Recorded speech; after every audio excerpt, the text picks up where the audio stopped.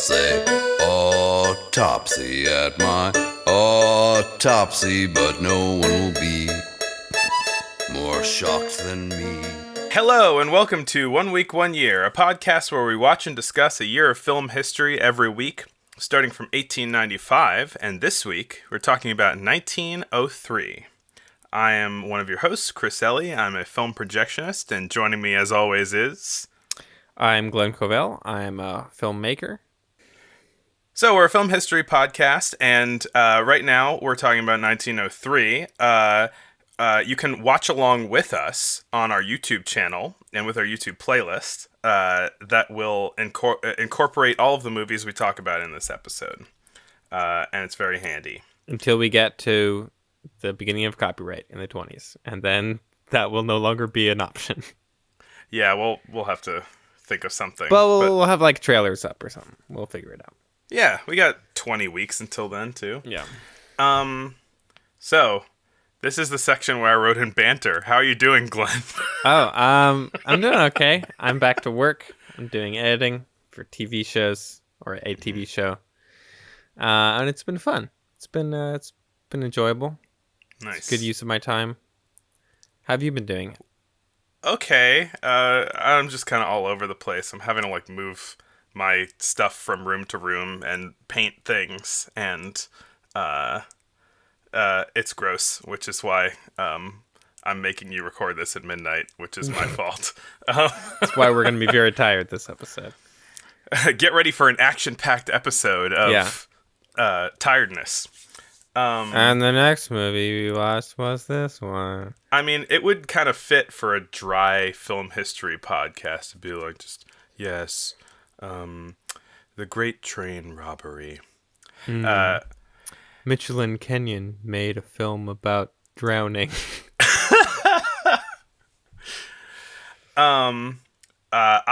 Despite Andrew Cuomo saying that movie theaters can open back up again, am not sure if I'm going back to work. And I was afraid of when the whole pandemic thing happened, I left all my 35 millimeter trailers and the one movie that I have on film at work. And I was getting nervous about them being moldy, so I went and picked them up today. Oh, nice. Yeah, so now I will keep them safe and secure at home. And one other news item before we get into the news items is that I went and bought Foxy Grandpa. Yeah. A nice follow-up to last week's episode. Yeah. I was so enchanted by the antics of Foxy Grandpa that I went and bought a 1905 collection of comic book strips on eBay from Foxy Grandpa. The Something Larks of Foxy Grandpa. I haven't actually looked at it because I'm afraid if I touch it, it'll turn into dust. Now that we've got all that banter out of the way, Glenn, we like every week to give us a little context for the news that is happening that year. Would you like to read it out for us? The news, 1903. In the aftermath of the Spanish-American War, Cuba leaves Guantanamo Bay to the United States. But can we trust the good old US of A to do any good things there? No war crimes, certainly. The Paris-Madrid automobile race begins. After 8 fatalities, the French government puts a stop to the races. The Ford Motor Company is founded. American socialite Ada de Acosta becomes the first woman to fly solo a powered aircraft, the dirigible No. 9. The first Tour de France is held. Panama establishes itself as independent from Colombia. A fracture in the Russian Social Democratic Labor Party. They become the Bolsheviks and Mensheviks. The Wright brothers fly the first true aeroplane, the Wright Flyer at Kitty Hawk. Thanks, Glenn. Yeah. That was a bit of a light year of news. Except for I've been waiting for that airplane for a long time. Yeah. They're all making room for the airplane. I've been counting down. I've been double checking, making sure that I didn't miss the Wright brothers because I knew that I had to put it in there. You know. Yeah, of course. It's funny because we've already had films about flying machines. Yeah, I mean, it speaks to the era, I guess, because there was this whole dawn of aviation. I don't know if, it seems obvious through the things that we're watching other than those two movies, but like everybody's experimenting with dirigibles and strange airplanes, and they've been doing it for a couple of years, and the Wright brothers are the first ones to get it right. Yeah. Brothers. Oh. Well, we can start out as we always do with our boy, our garçon, George Melies. Our boy George Melies. Yeah. Yeah. He did this year. He did basically one big movie and a bunch of little movies. So many. And for the first time, I skipped most of them. Yeah, same. Which is, I'm not proud of. But, hey, I'm a working man now. I have no excuse. But yeah, there's a lot from this year. I mean, I don't know this for a fact, but it seems like maybe one of the biggest years so far for just how many of his films survive. Yeah, not necessarily that he sure. made, but that are available to watch. Yeah, exactly. I do intend on going back and watching them because I don't know, they all do start to blend together a little bit, especially when they're little trick films, but it would be good to have watched the entire Méliès filmography. Yeah. I don't know. Then we can really impress Martin Scorsese when we meet him. Oh man, can you do a Martin Scorsese impression of him Not being well, impressed I with can't. us? I feel like that's like just quite outside. They're just a little bit outside of my ability as well. Yeah, I need to practice it a bit before I do it on the over the airwaves. Sorry to put you on the spot there. But yeah, my biggest thought before we get into like his individual movies that we watched is I definitely feel like George Méliès is entering his imperial phase, as they say, in the arts. Wait, what does that mean?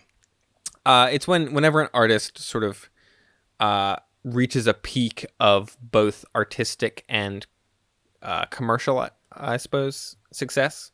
Mm-hmm. So it's like everyone is loving what Méliès is doing. Mm-hmm. He's making his best work. Everyone's into it. He's making money. It's just like, everything's coming up Méliès. Yeah, I mean, this is the year. As legend goes, he basically didn't make any money from A Trip to the Moon because it got so pirated. And this is the year that Méliès started up an American branch of Star Films to distribute his movies domestically, and it was run by his brother. And I guess one of their big boys this year would have been The Kingdom of the Fairies. Yeah, which, based on the small amount of reading I did about it, is sort of the contrarians' favorite Méliès movie. This is the one everyone's like, this is actually his best movie. I don't agree. I could see no, it, neither though. do I. It's great. I was partially blown away by it. Like I really enjoyed it a lot. It's but very. I don't think it's better than Trip to the Moon. Yeah, I think A Trip to the Moon is a little more. It's a little more cohesive. It sweeps you up a bit more. This one is so lavish, though. Yeah. The sets are gorgeous in this movie, and the color is really beautiful too. Yeah. This is one that thankfully is pretty easy to find in HD, which makes a very big difference.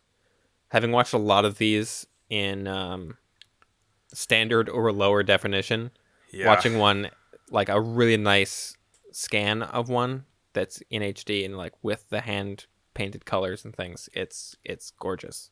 Yeah, man, remember like those really like garbagey old videos of the House of the Devil from 1896 that just like it was so impossible to find that movie in any like reasonable quality.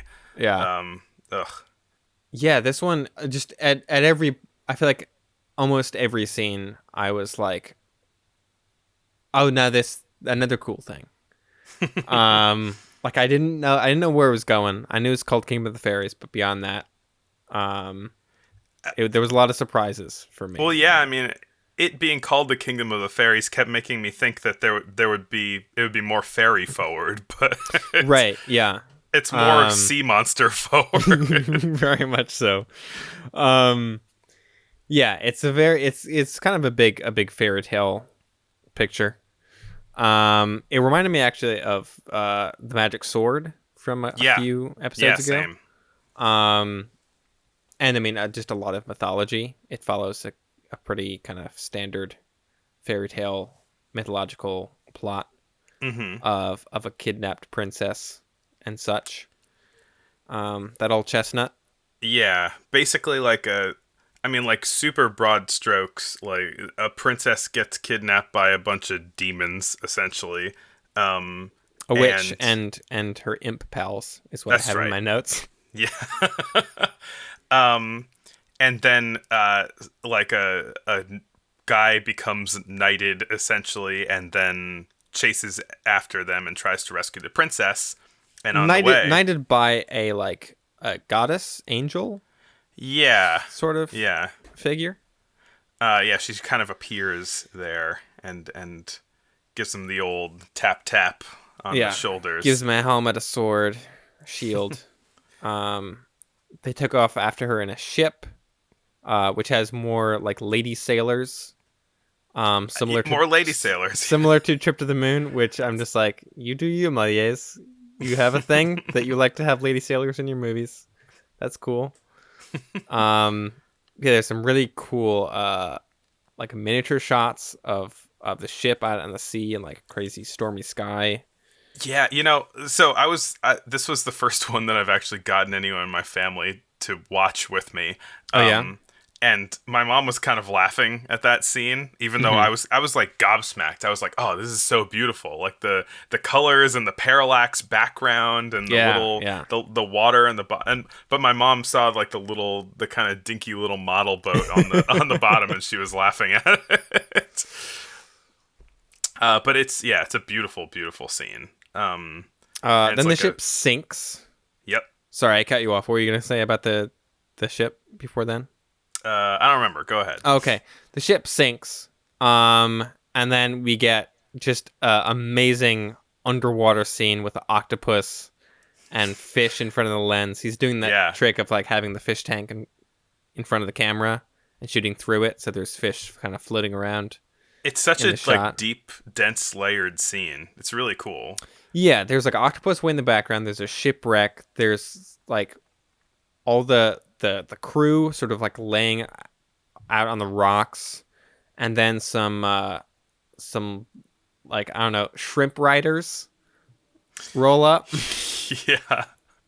Which the witch's imp pals also go away on a shrimp mobile kind of on wheels too. Right, like a chariot. Yeah, there's a lot of shrimp chariots in this movie. We made these shrimp chariots. We're gonna use them. So then, they're saved by, I think, the same goddess who gives the prince his magic helmet and sword. Yeah, she just keeps helping him out everywhere. Everywhere he needs help. A lot of Deus Ex goddess. Fairy. Yeah. They get taken to meet the Ocean King. I guess, and get taken to the island they're going to in a whale. They all climb into the whale's mouth. The whale just being a sort of like big cutout puppet thing. Yeah. Which looks great.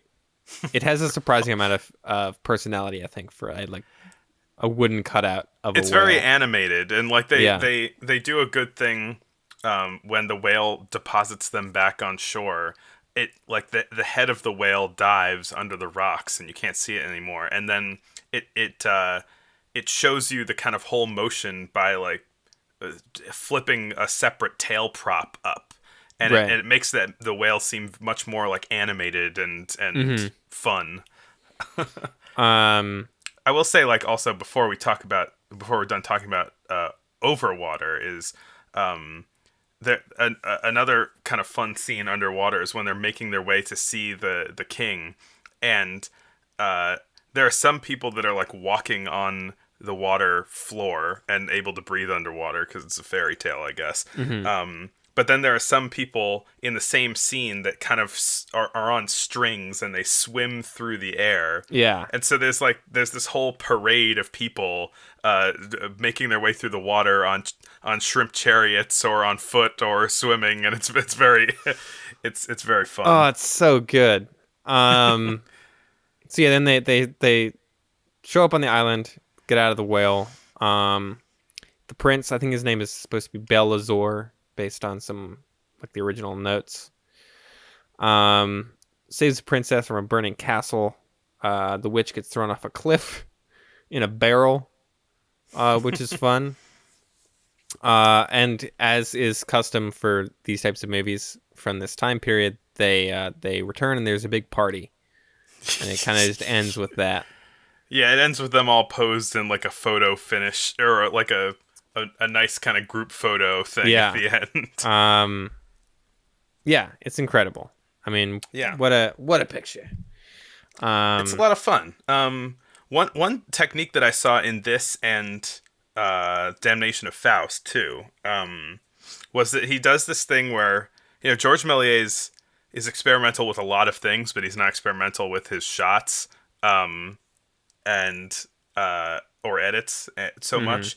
And it seems like he in those two movies he's attempting like a zoom sort of effect by having all of these pieces of I guess stage, I don't know what you would call it, like right, yeah, like pieces of stage props that are like mountains, and then like another kind of mountainscape, and then coral, and then like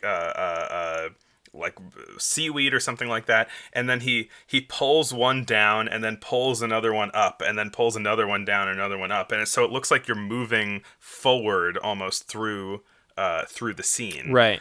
Or at least it's kind of got this like unfolding sort of look to it, which I thought was cool. Yeah, it's interesting that he's using what I assume is probably an existing stage technique, rather than trying to move the camera or anything like that. He's sticking very closely with his sort of stage aesthetic and language, I suppose. Yeah, the French not inventive with cuts, inventive with edits. Yeah, or with effects. As we said before, the British inventive with edits, and then the Americans are not inventive. No, Americans are just stealing things left and right and getting credit for it, as is their way. Yeah, I was reminded a lot of Wizard of Oz with Kingdom of the Fairies. Yeah. I think the evil witch being the main thing.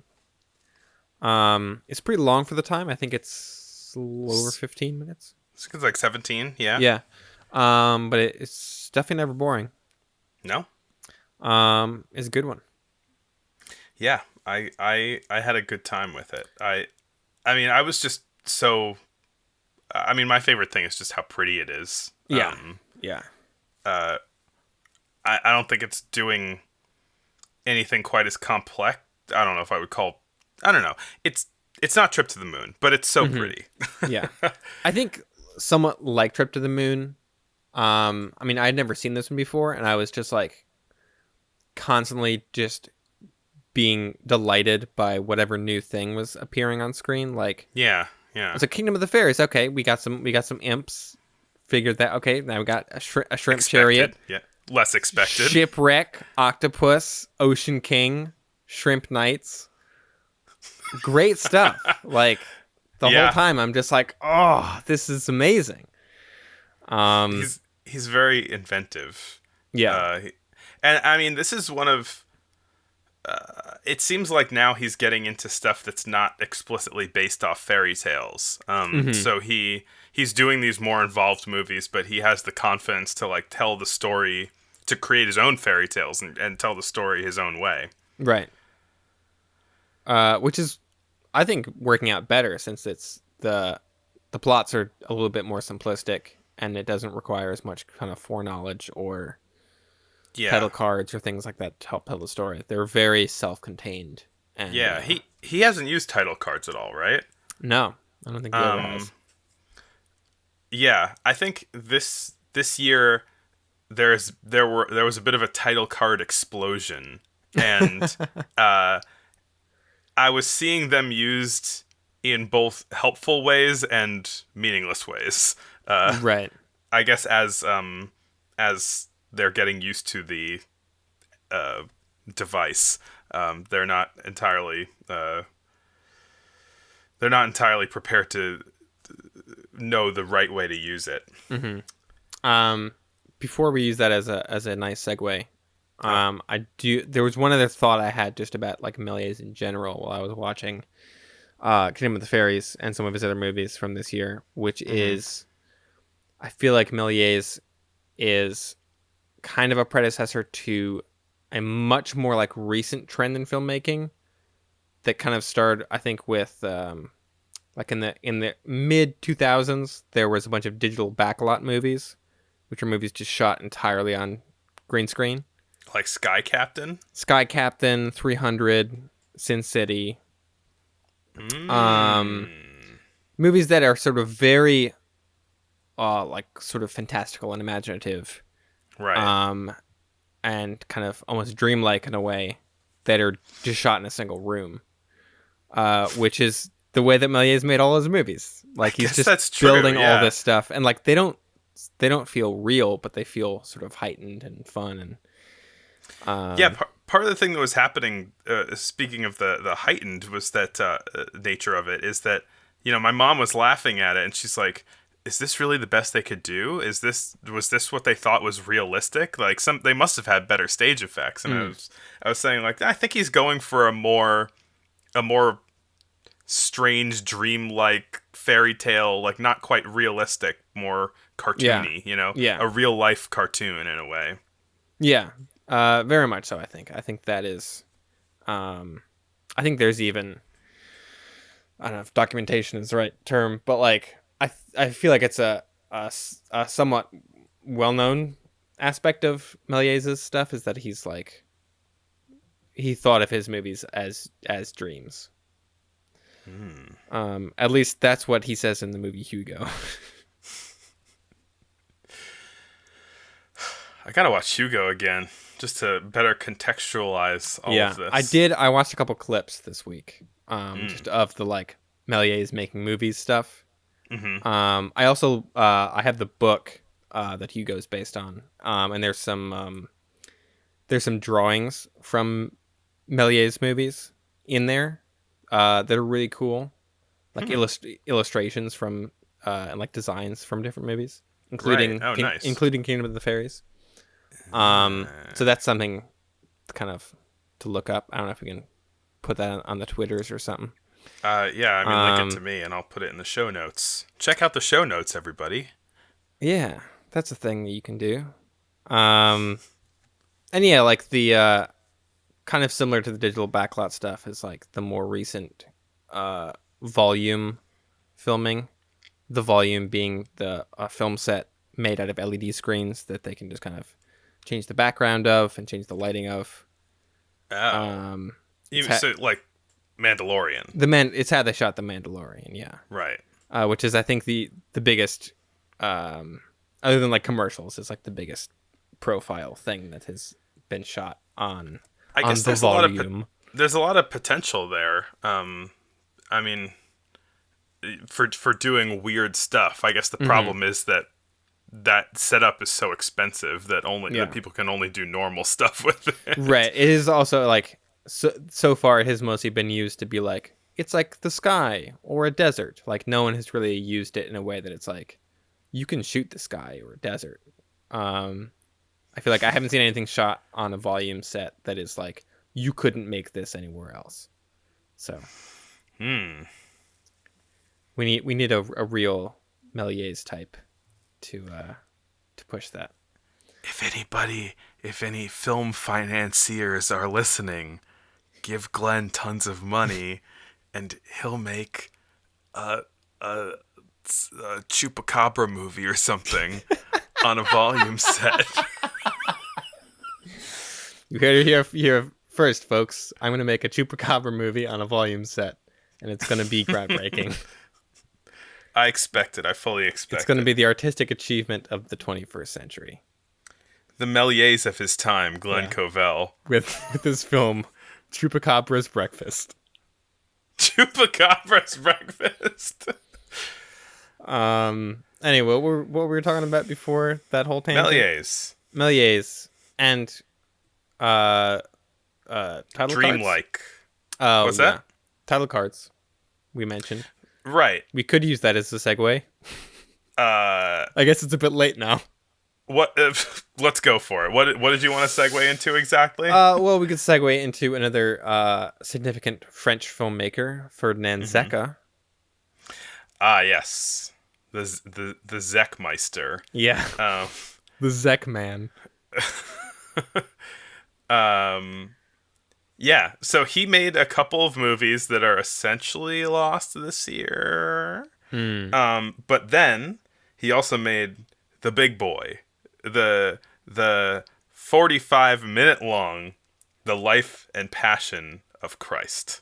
Indeed. 45 whole minutes. So super, super long for this time. I mean, Kingdom of the Fairies is hypothetically long for this time, but this is huge. And honestly, before I started this, I was expecting it to be very dry and boring, and just plain, like the Lumiere Jesus movie, I think. Right. But I think this is like really well done for what it is. Yeah, for sure. I mean, it doesn't. If this movie were made by an American, it would be, 5 minutes of good stuff and 40 minutes of wasted time. But I think that I think that this movie doesn't feel like it's wasting my time, even though it's super long. Like it hits all the points of the Jesus story. All the highlights. All the highlights and the lowlights. Yeah. And I mean, I even learned some stuff because I'm not really a Jesus-y knowledge. I don't have the Jesus knowledge, So it didn't just skip from baby Jesus to adult Jesus like most stuff does. Right. That was actually something that surprised me because, I mean, I'd heard some Jesus stories in my life, but I wasn't super well read, or it's been a while since I've indulged in a biography. And there's a surprising amount of adolescent Jesus, which is nice to see. I feel like that stuff tends to get glossed over. It's like he's a baby, he's born, suddenly he's 30, and he's walking on water, and it's like what in between? What happened? We gotta know. And in this movie, we get to see him learning to become a carpenter. We finally learn. We finally get to see it. You get to see the things the Bible never told you. Yeah. Never had the guts to tell you. Yeah. Things that were too intense for the Bible.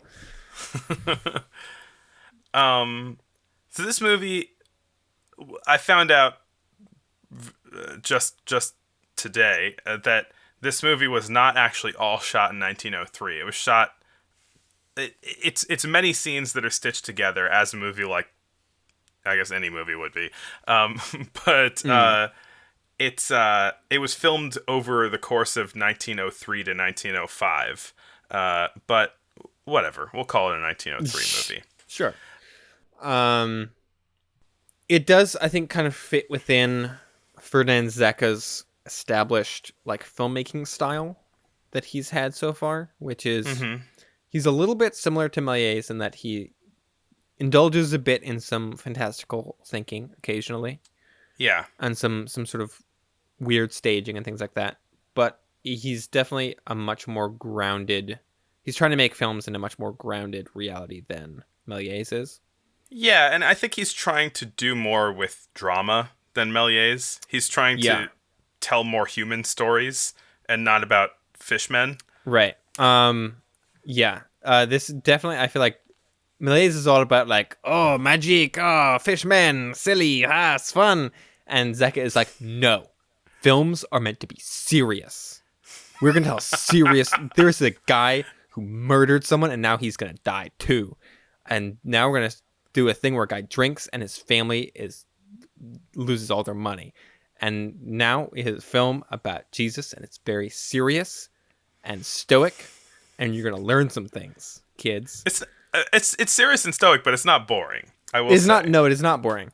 But I do think it's funny to see the contrast between these two French filmmakers who are both really pushing the medium forward, and one of them is like only silliness, and the other one is like no. Also, one loves God and one loves the devil. Yes, also funny. Like there's a very like stark contrast between the two. Like Ferdinand Zeka is like drinking is evil, and you should learn about Jesus. And Melies is like, I'm an imp. I steal your gold and your woman. Time Smoke. to party with the devil. Yeah. It's wonderful. They're both great in their own ways. Yeah. But anyway, I think it's like it's a testament to Zeka's storytelling skill that this 45-minute movie holds you the whole time. Mm-hmm. There's, many scenes, probably 20 or 30 or something like that. But the composition of the shots is very nice. There are some there's some kind of like inventive things being done, where there's one scene in particular, in the manger, the classic manger, where the movie uses a lot of tinting, which to distinguish between locations and scenes. And there's a part in the manger where it's got one tint on it inside the manger, and then the camera pans over to the right outside the manger, and you see all of the wise men coming, and it's a different tint outside the manger, but then the tint it's all one shot, and so it's got like two tinted zones and it pans from one to the other and then back to the original one, so it's not applied to the whole shot, and you see like the seam in between the inside and outside, and I think that's really nice. Yeah. There are a couple close-ups in this movie, or like medium close-ups. There are two of them, if I counted correctly. Mm-hmm. Yeah. Of very Jesus-y moments. Yeah. To really hit those home. Yeah. Yeah, another similarity to Melies, although I don't know if Zeka is as married to this as he is that it's a pretty pulled back composition. It's kind of stagey. It's each shot is distant, and you're watching the action play out as if on stage. But then there's one shot where you get like sort of a close-up of Jesus getting the crown of, or not just getting, I think he has the crown of thorns, and he's kind of just like suffering, and you see his face and he's suffering. Mm-hmm. And then there's another close-up of the Shroud of Turin with his face on it. Right. Interesting to highlight those two things. Yeah.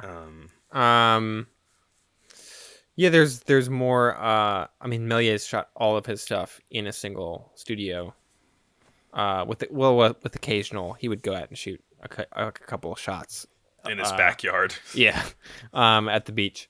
A lot of this is shot in a studio or like with painted backdrops, but a lot of it is also shot on locations. Yeah, outside in rolling hills and such. Yeah. Which does also kind of help differentiate it from, kind of give it a little bit more of a grounded feeling. The other thing I forgot. Did you have anything else to say on that? No, other than we haven't talked about the title cards once. About Yes, this movie. that's what I was gonna just say. Is that our whole transition is the title cards. This has a ton of title cards, and I think that they are quite they do the job. You know, Yeah. I think they're good. I was thinking about this and about how people are trying to guide you through these silent movies, and sometimes they're using familiar stories, and sometimes they're trying to use title cards to make the difference happen. And so this movie, like introduces each scene with a title card, which seems to be the style at the time. It's like describing the thing that you're about to see. Mm-hmm. But thankfully, it's like something that we kind of generally already know what's going on. Yeah. And so that helps a lot. The movie definitely assumes the audience is going to come in with some knowledge, I think, because it's the scene descriptions are not super in depth. They're usually sort of like, baby Jesus is born in the manger. Like, you kind of have to know what that is already.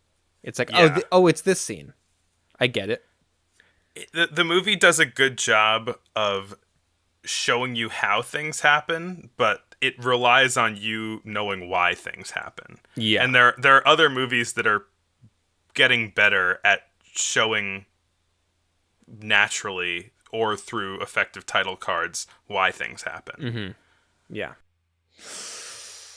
I don't know. Do you have anything else to say about the life and passion? Well, there's the scene called The Transformation, where he turns from Gandalf the Grey into Gandalf the White. Right. And then back again. I thought that while watching it, but I did not write it down. But I'm glad you brought it up. I would have said Jesus the Grey and Jesus the White, but I'm not sure which is the better joke. And there's a Last Supper scene that literally is just it's the same. It's the painting. It's the Da Vinci painting.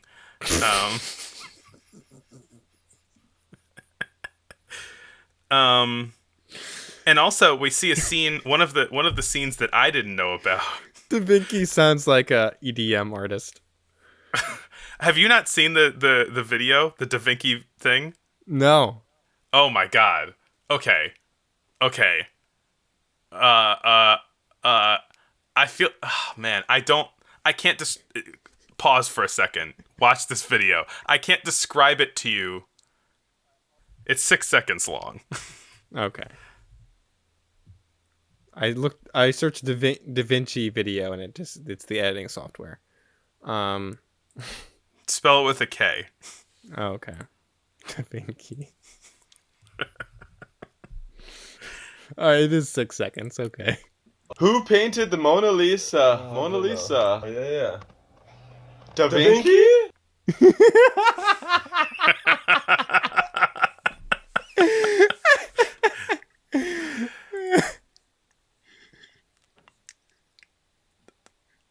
Yeah, love it.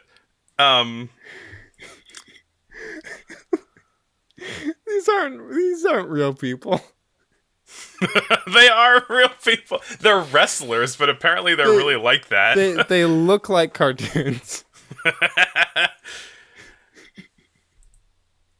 One final other scene that I thought was interesting was Jesus driving the money changers from the temple, which was one of the scenes from Jesus's life that I'd never heard of before.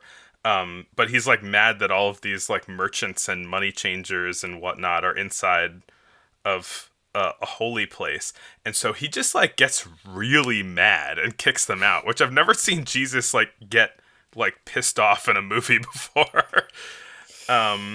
But he doesn't often, no. But turns out Comrade Jesus is not such a fan of all of this financial nonsense. Okay. Time for a segue. Another movie with title cards in it. Yep. That we can use to segue into more interesting things is Diving Lucy, in which the title cards dance around and are animated to spell different words, and it's very amusing. Yeah, it seems beyond this time in a way, in just how kind of like playful it is and how, I don't know, good the animation is. It's like it's a single, it's sort of like a single intro title card, but then the letters move into place and they kind of squirm into place, and then they move into the next thing that it says, and it just says maybe 5 or so lines, and then the movie begins. But it's pretty nice. It's This is also a Mitchell and Kenyon movie, which I think is kind of interesting that they're famous for doing these like portrait documentaries of working class, like English workers, and then they made this movie which is about like a woman who dives into a lake, and some people try to get her out, and the cops take him away. I didn't follow it that well, but no, me either. Sometimes they did stuff that wasn't. I like some of their earliest things was, or one of their earliest movies was hypothetically the first Western, which another movie we're going to talk about this week is sometimes credited as the first Western and the first narrative film, but we know that's not true. But Mitchell and Kenyon might have made the first Western back in the 1800s. right. Although I have some things to say about that, but we'll get to it. Okay. Our catchphrase. We'll get to it. Yeah. Another English film that I watched this week that I was wildly impressed by was George Albert Smith's Mary Jane's Mishap. And this ain't no Reefer Madness. No. This is I believe this is before any of those terms existed. But this is, if you've listened to the other episodes, you probably know our pal George Albert Smith and his delightfully goofy movies full of goofy faces. He loves a good goofy face. And this honestly might be the most like not narratively complex, but the most like complex use of film language that we've seen so far. And it's for the dumbest movie. But it's got everything. It's got insert shots. It's got mid-scene edits. It's got goofy faces. It's got fourth wall breaks. It's got wipes. Yeah. It's got ghosts. Yup. This is truly the Stefan joke of 1903 films. Oh, I get that reference.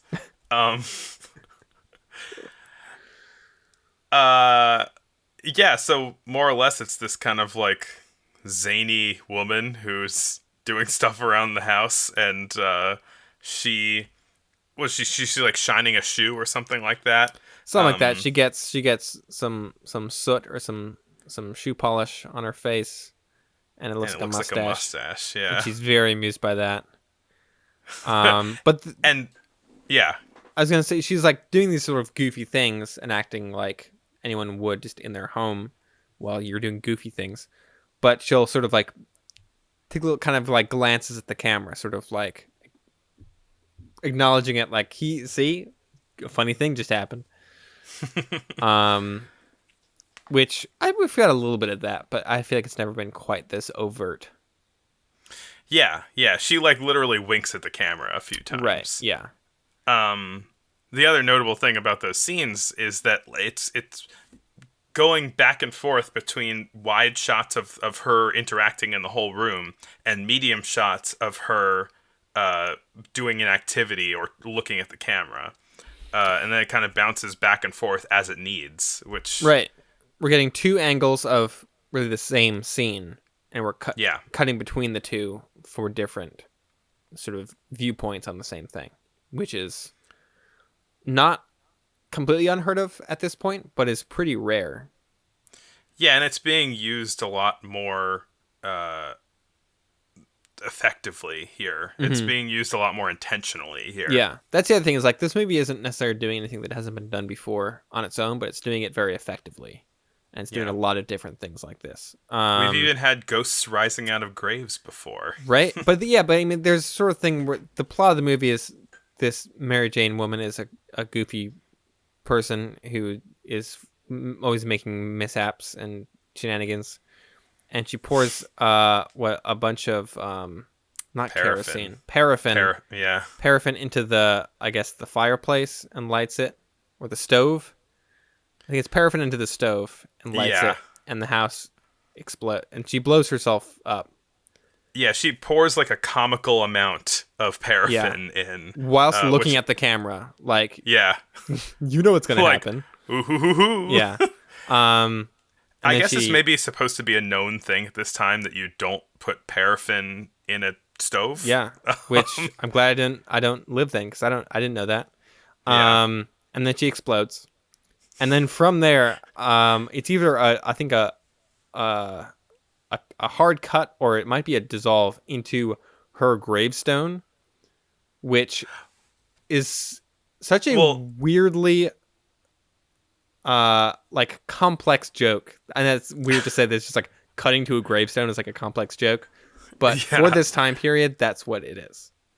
Yeah. Although that cut comes from there's a shot in between, which is she explodes, but then she gets like sucked up into the chimney, and then she rockets out of the chimney. Right. Like it cuts to like a wide shot of the outside of the house, and then you see the chimney of the house, and you just see this like blur just shoot out of the chimney, and then it cuts to a gravestone. But that is a joke that is built out of editing. True. You know, it isn't. There is a lot of slapstick in this movie, but it is like a lot of the big jokes of it come purely through the juxtaposition of different images next to each other. Yeah. Which is just great to see, I think. I was very impressed with this one for being so, just doing a good job with editing and film language. George Albert Smith, we're big fans. Yeah. There are some people we don't like, and there are some people we do like. Yeah. George like him. George is one of the good ones. Yeah. There were a bunch of other British movies that I watched from this year that were all doing some forms of editing that were, if not as impressive, at least like sort of doing things a bit differently from the sort of way that we've seen a lot of editing that's been established with Melies or Zeka, or sort of like, here's a scene, cut to, and the next scene, cut to the next scene. I feel like these British movies are much more sort of like the whole film is one long scene that has edits in it. Yeah. I think that's a good way of thinking about it. There was the first ever, or the oldest surviving, film adaptation of Alice in Wonderland. Yep, by Cecil Hepworth. Cecil Hepworth, which we haven't seen much from him yet, I don't think. No, not to my knowledge. This might be the first superimposed title that's like over picture. Yeah, I was pretty impressed by that. Yeah. It just starts out with this kind of arc shaped Alice in Wonderland title that's over the first scene, and then it fades away, and then it fades into the first scene, which is great. I think it's fantastic. A lot of intro titles in this one. Mm-hmm. Like a lot more than most other movies from the time. Oh, Cecil Hepworth did Explosion of a Motor Car, my favorite movie of 1900. So, yeah, I like him. So we like Cecil Hepworth. Yes. One thing that struck me with this movie was like it's very ambitious with how many effects it's trying to do. Yeah, same. But Cecil Hepworth is not as good at it as George Melies. The effects are a little janky at times. Yeah.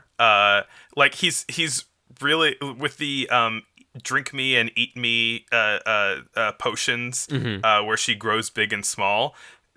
There he uses a combination of double exposures with like with camera moving, and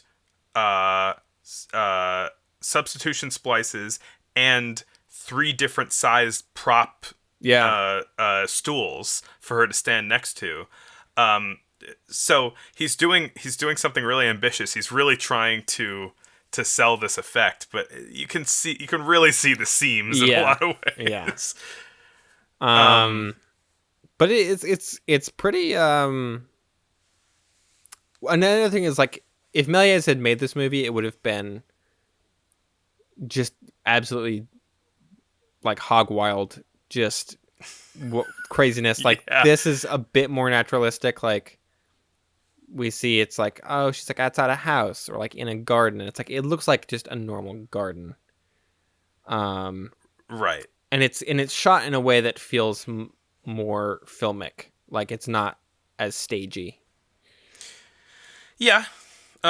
It's also just like much more cheaply made. There are a lot of effects going on, but you can tell they just like went to the park and then shot a bunch of kids wearing playing card costumes in a park.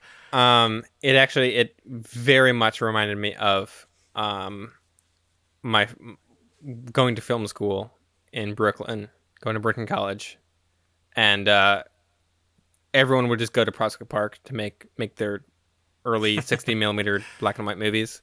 And so all these movies were just like, oh yeah, they went to the park. Like, we've all been there. Like, we like see each other filming at the same time. It's like, these all look the same. And just seeing a movie like this, it's just like, clearly just like, let's go to the park and do it. Like, it's right there. That's funny. I wonder if anyone ever ended up in the background of someone else's Brooklyn College movie. While they were filming. Did. I'm sure they did. Yeah. It's like everyone is like layered on top of each other.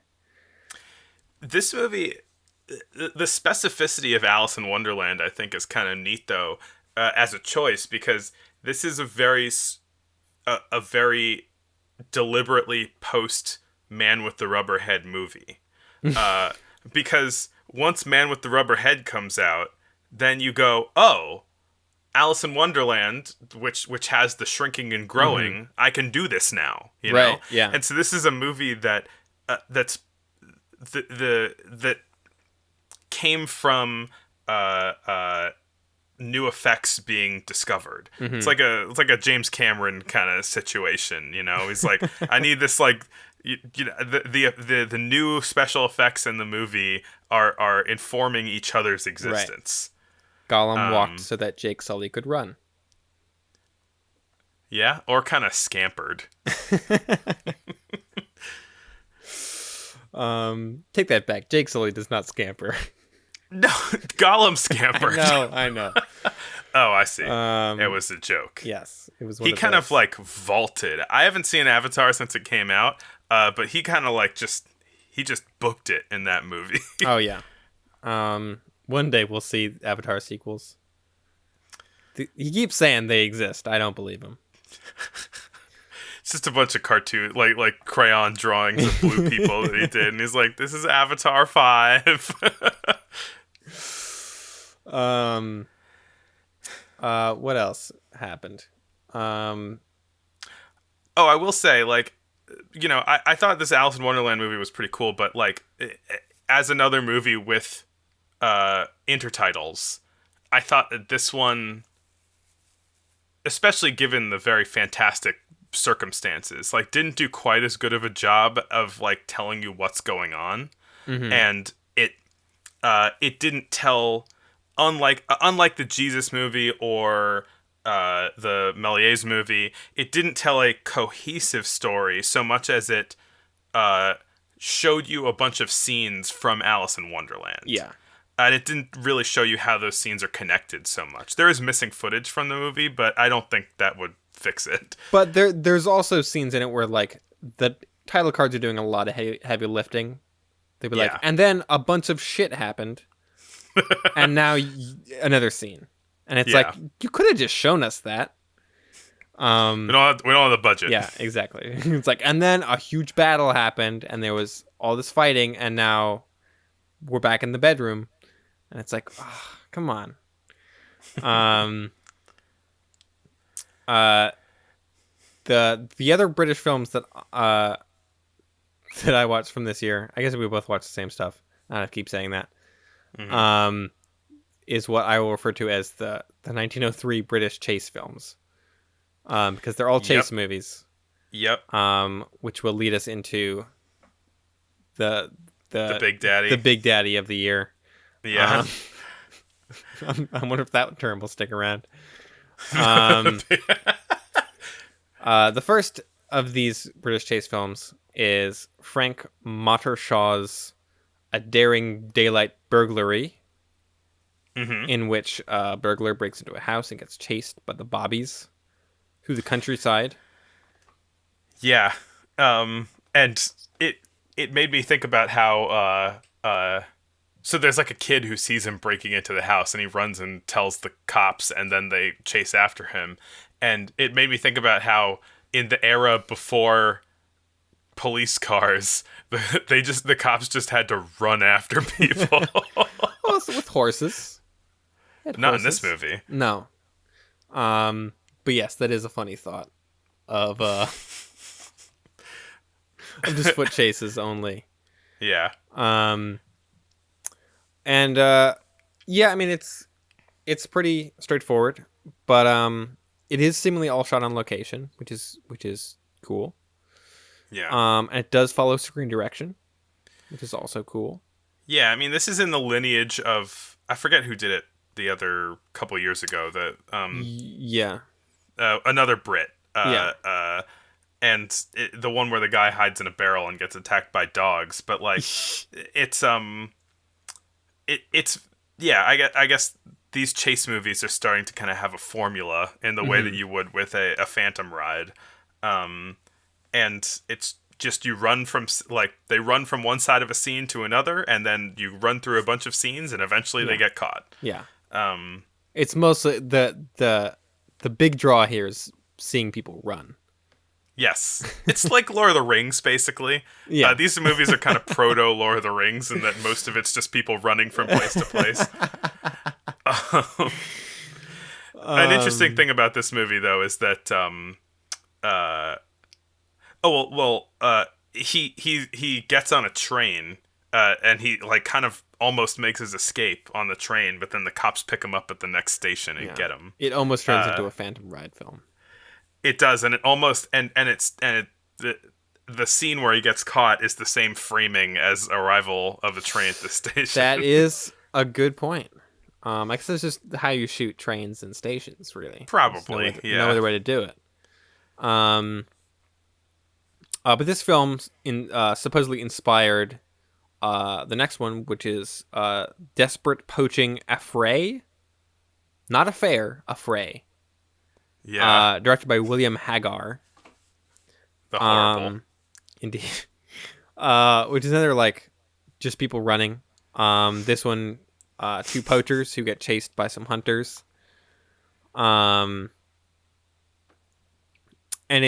this one is also, like, clearly just kind of shot out not in the park, but just out in some woods. In some woods, yeah. Which does, like, it feels so different from the, like, designed stagey Melies or Zeka movies. That's true, yeah. Movies being shot, like, outside in natural environments instead of painted dreamscapes. Yeah.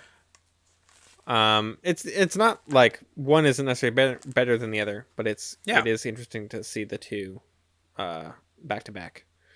This one has a little bit of camera movement. We got a pan. Yeah, but it's very exciting.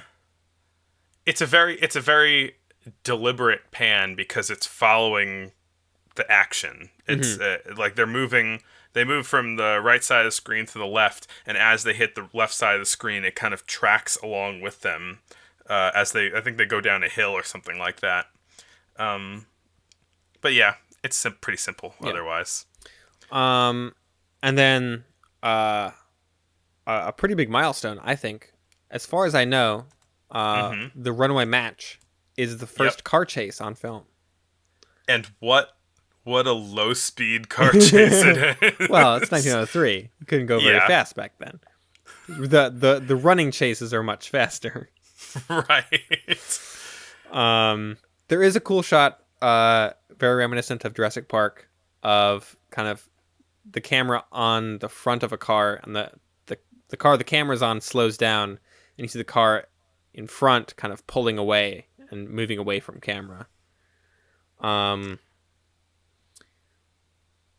it's sort of following along behind, and then as the car in the behind that the camera's on slows down, like you see the car ahead. I know what scene you're talking away. about, but I'm still very confused. Am I describing it poorly, or? It's just complicated. Maybe someone out there understands. Yeah. It's like the shot in Jurassic Park when they drive away from the T-Rex after they've, after Muldoon finally gets the gear shifted. And it's like, all right, they've gotten away from the T-Rex, and you kind of see almost like a T-Rex POV of the Jeep driving away. It's a car driving away from camera is what I'm describing. I'm just doing it in a very convoluted, shitty way. Okay, I've got you. So yeah. It's the camera switches to the perspective of the chaser, and then as they get stuck, because cars kind of spontaneously exploded back then, and that's how the chase ends. As seen in previous Cecil Hepworth films. Yeah. And so you see them speed away. That's right. Yeah, this one also had like a lot more kind of complex editing than I'm used to seeing.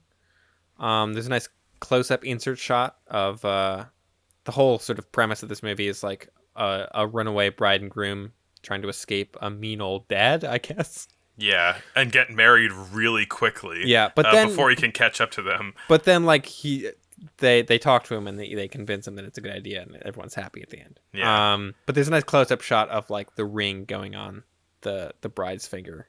Yeah. As like, see, look at this. And, I mean, this, we've seen insert shots before, but this one is very much, I mean, it feels not pointless, like grandma's reading glass or something like that, Right.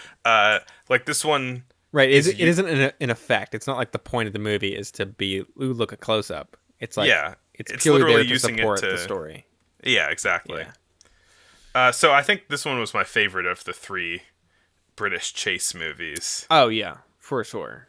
But at the very least, the first two were supposedly big influences on the next guy we can talk about, Edwin S. Porter, who American extraordinary. Ordinarily, we're not such great fans of. No, he doesn't have a great track record so far.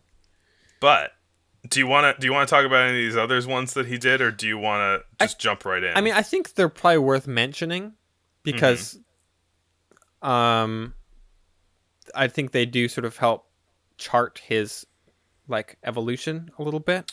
Sure. And his improvement. Right. Which we have seen over the last couple weeks. Yeah. So I guess the first is Life of an American Fireman. Which I had heard of, I think, as this groundbreaking piece of storytelling. And I realized watching it now that it is basically a remake of Fire. Yeah, but not as good. It's like he's gonna do all the same things but do them worse. There's one like close-up insert shot in this that is kind of neat, of like a hand pulling the fire alarm. Yes, yeah, I like that shot. The rest of it is kind of tedious. It's a lot longer than Fire, and for no good reason. It's just a lot of horse-drawn fire engines. Yeah, running around. Oh my god, yeah. So speaking of, speaking of wasting my time from the Jesus movie, like half of this movie is the fire trucks getting to the scene, and it's like 5 fire trucks, and you see all 5 of them go from one side of the screen to the other like 2 or 3 times. Fire trucks being horse-drawn. Yeah, horse-drawn fire trucks. Fire carriages. Yeah. Fire wagons. It is that. Sorry, go ahead. Oh yeah, that just really set me against the movie. I was looking at my watch. I don't wear a watch, but I was looking at my watch like, what's going on here? It did feel like a step up from Jack and the Beanstalk, which was also way too long. Yeah, he doesn't. Yeah. He needs a better editor. There's a lot of filler in these movies so far. Yeah. One thing that I think heard about and did a little bit of reading more into is that like this movie for a while was kind of famous for using cross-cutting, and it turns out that is entirely false, because that was from a later re-edited version that I couldn't find anywhere. Yeah, I couldn't find any that had cross-cutting, but apparently there was someone later recut it to sort of like intercut the scene outside the burning house and inside the burning house. And, which would have been good. And it's probably the main reason why this movie's famous is that it has cross-cutting in it, which it doesn't. Yeah, exactly. But then Edwin S. Porter makes a 25-minute adaptation of Uncle Tom's Cabin, which was the first American film to use intertitles. Yep. I guess our big theme this week is intertitles. Intertitles and chases. Yeah. This is the year of those. This, at least compared to Edwin S. Porter's other movies, feels much more kind of theatrical. Yeah. I'm pretty sure it's based on the stage, like a stage version of the story. So it does kind of feel like they're just shooting a stage play a lot of the time. Yeah, there's Edwin S. Porter, say what you will about his unoriginality and shoddiness, but one of the things he's known for is adventurous editing and interesting developments along storytelling lines, and this one is very plain. It's a bunch of scenes stitched together, not super dynamically staged, I would say. Yeah. And I haven't read Uncle Tom's Cabin because I don't know. I didn't go to school. But so I don't really fully know what happens in it. But the intertitles didn't help me enough to really know. Yeah. It is story. It is definitely one that expects you to know the story pretty well ahead of time. There's also a movie that is rather infamous, I would say. Calling it a movie even is a bit of a stretch. It's Electrocuting an Elephant, which another one that has a lot of apocryphal information attached to it. It does. And this is the one time I will ever defend Thomas Edison. It is not in fact Thomas Edison electrocuting an elephant to prove that his electrical current is superior to Nikola Tesla. This was made years after that whole thing happened. Yep. It was produced by his film company and shown. But he wasn't even involved with his film company by the time that this was made. Exactly. Apparently. So this is arguably not even an Edwin S. Porter movie. It was possibly shot partially or entirely by Jacob Blair Smith. I do not recommend that anyone watch this one because it is a snuff film of an elephant, as stated in the title. A snuffleupagus film. Oh. The one time that joke is applicable. It's Topsy the elephant, if that's not specific. Topsy the circus elephant who was executed after Topsy killed a drunk circus audience member who burnt her trunk with a lit cigar. I do not blame Topsy for this. Yeah, I don't blame Topsy for that. Circuses being what they were at the time, they decided to hold a public execution for Topsy. They wanted to make a whole production out of it too. Yeah, like they were gonna hang her, but they realized that hanging an elephant was difficult, and so they decided on electrocution instead. And it's those animal rights people, Carol Baskin, they got after. Ooh, topical, 2020. Yeah, a lot of animal cruelty in this one because it is, as stated in the title, just footage of an elephant being electrocuted to death. Yeah, well, she was off screen. She was also fed carrots laced with cyanide, Right, and I think because they needed to double kill her. yeah, oof. There is the one bit of levity that I can level towards this movie is that on Wikipedia there's a hilarious sentence stating, "Electrocuting an elephant does not seem to have been as popular as other Edison films of the period." Yeah, I wonder why. But what did you call it? The Big Daddy of the year The Big Daddy of the year, yes, is has a giant drill hand. The Great Train Robbery. yeah. The second most famous silent film? Question mark? Maybe. I don't know. Maybe It's quite famous. certainly like pre, I think 20s, pre 1910s. Yeah. Like, it's probably not as famous as Trip to the Moon, but it is. No. It's up there. And this movie's credited for, as we were alluding to earlier, this movie's credited for a lot of things that it Isn't. that it doesn't represent. But this movie's really good. It is. I think it's one of the one of the most well put together movies I've seen so far, if not the most. Porter really stepped up his game on this one by a lot. Somehow, Yeah. this guy he just bumbled his way into a good movie. Well, no, I mean he had a lot of help. I don't know if I wrote it all down in my notes, but he like went out and he gathered a really good crew for this movie, and he got I think one of the lead actors was pretty heavily involved in like the staging of it. And so I think he kind of delegated a bit more on this one.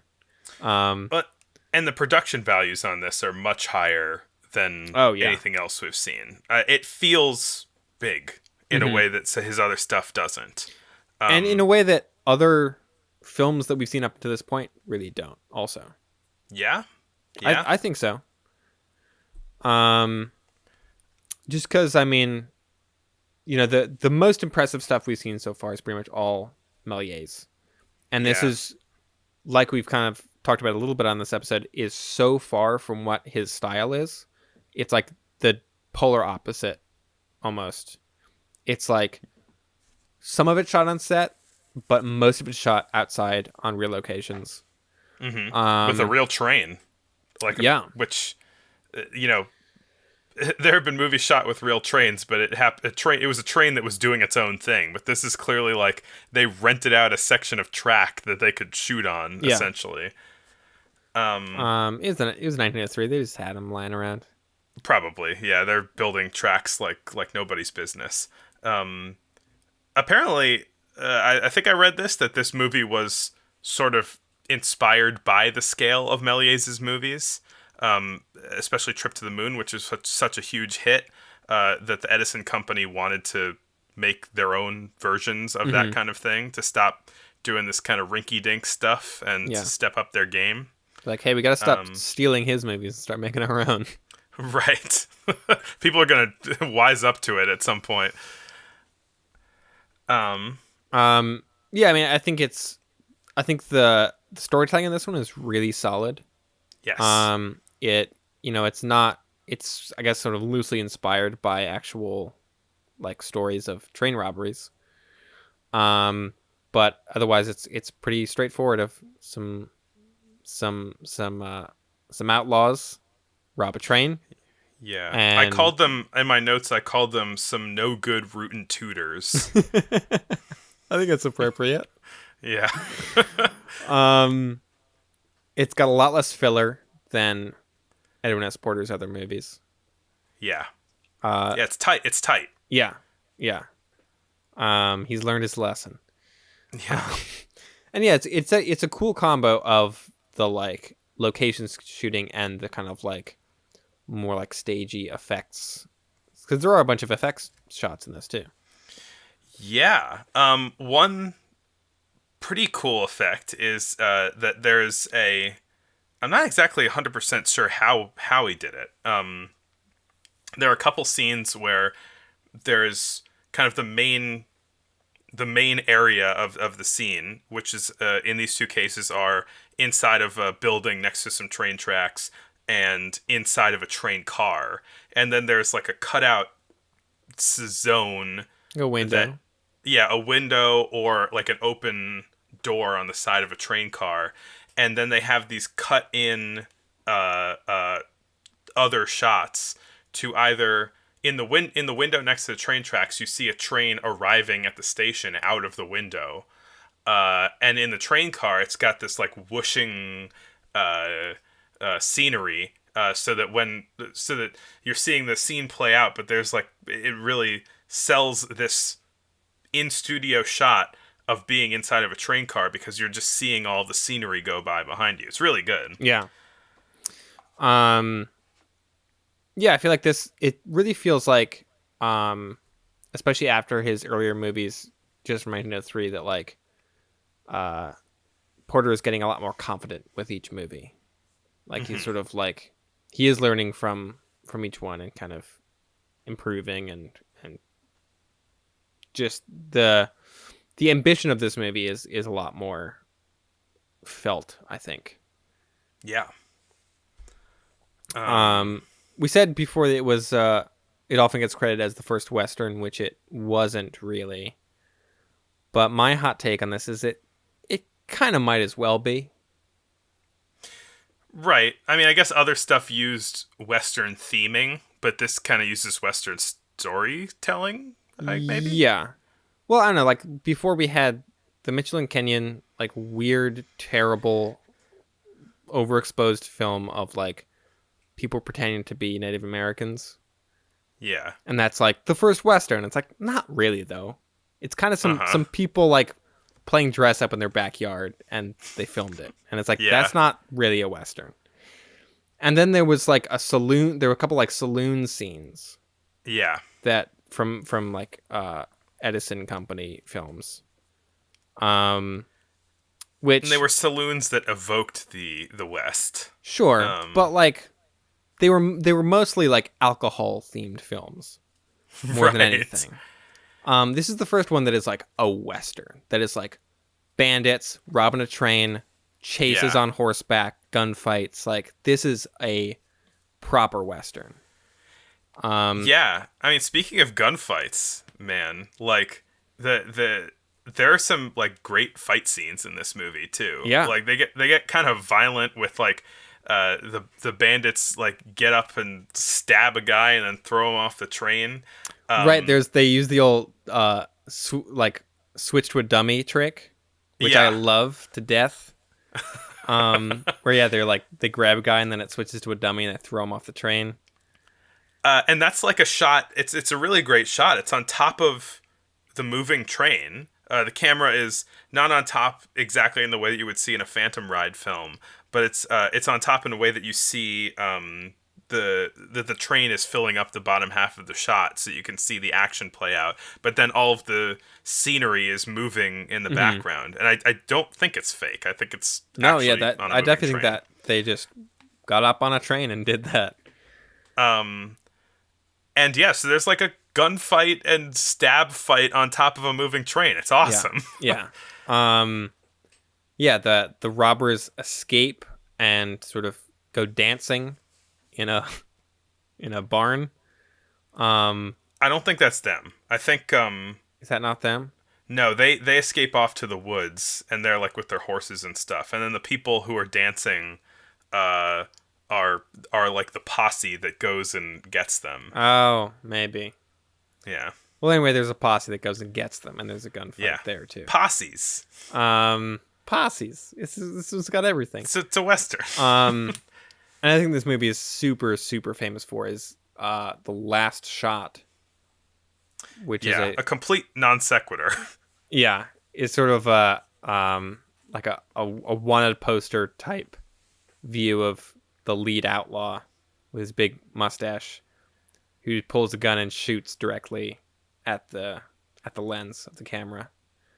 Yeah. Which has been shown and copied and all manner of things. It's very famous. Yeah, very referenced. It's getting at that kind of oh no, a train's coming at me kind of thing, or shooting right at the camera. But one interesting thing that about that shot is that apparently, like happened as happens sometimes in film of this time, it was up to the exhibitors whether they put that shot at the beginning or the end, which is crazy. So, I mean, the scene has nothing to do with the rest of the movie, and so they just wanted to... They're just like, hey, we've got this little thing, put it somewhere, you know? Yeah. It's fun. I'd love if there was just like, you know, if you want to put the top spinning at the end of Inception at the beginning, go ahead and do it. We don't care. I like this, though. I like the idea of, I mean, maybe it came from theater in a way where you write a play and then other people decide how to interpret it, right? Right. But like, this is something that's so not done now, where a filmmaker or an artist will make something, but then make it like a little bit flexible, and like whoever's showing it to people can like put their own spin on it, like that Kiss in the Tunnel movie, where you could just splice it into any train movie, and they're like, yeah, just do what you want, you know. I love that. It's so interesting. Yeah, that is super interesting. It's such a great example of how different the like exhibition was. Yeah, at the time. I copied and pasted a thing that made me giggle, which is a description of that final or first shot. I feel like whenever you watch the movie now, it's usually at the end, but I do think it's interesting that it could be the beginning. Yeah. But the promotional leaflet for the movie described it as Scene 14, Realism. A life-size picture of Barnes, leader of the outlaw band, taking aim and firing point blank at each individual in the audience. The resulting excitement is great. This section of the scene can be used to play what we said. But yeah, the resulting excitement is great. Yeah. You will be thrilled. You will be at the edge of your seats. Apparently advertisements for the movies described it as absolutely the superior of any moving picture ever made, which is a bit much. I mean, there's an argument for it. It's really good. Yeah, but still, I love how they're just like, this is the best one, hands down. Oh, I mean, that's very Edison Company, yeah, I feel like. For sure. They're so boastful. But it was very successful for them. It worked out.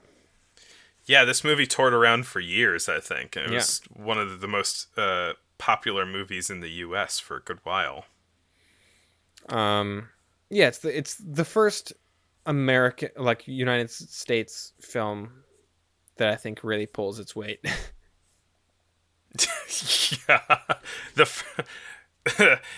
Some call it the first Western. Some people who are wrong call it the first narrative film. That one is just crazy to me. That's nonsense. But what we can agree on is it is the first halfway decent American film. Yeah, pretty much. I hate to say it, but it's true. I guess that's it. Yeah. The end. Well, the end. You can follow us on the internet. Links are in the show notes. You can watch along on YouTube. And we'll see you next week for 1904. And I'll see you next week, Glenn. Bye-bye. Bye. Have found electric love. Electric love. Electric love. Electric love.